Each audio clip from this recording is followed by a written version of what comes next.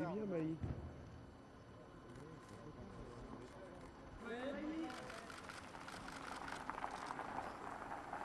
S'il vous plaît.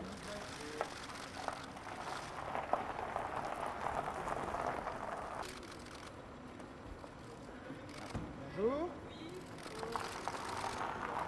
vous plaît.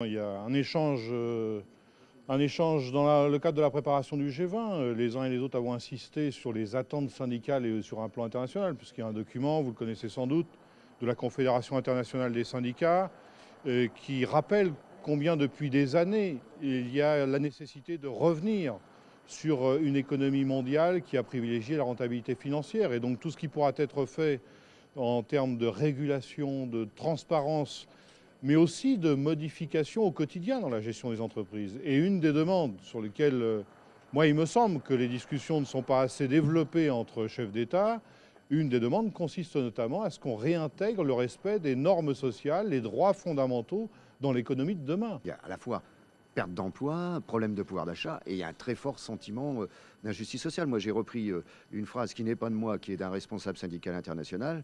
Les salariés en France comme ailleurs ont le sentiment que c'est le socialisme pour les riches et le néolibéralisme pour les pauvres. Et dans la situation française, on a fait remarquer au président de la République qu'il ne suffit pas de faire des annonces régulièrement. Les annonces qui ont été faites le 18 février au sommet social, il n'y a quasiment rien de mis en œuvre, rien de mis en œuvre.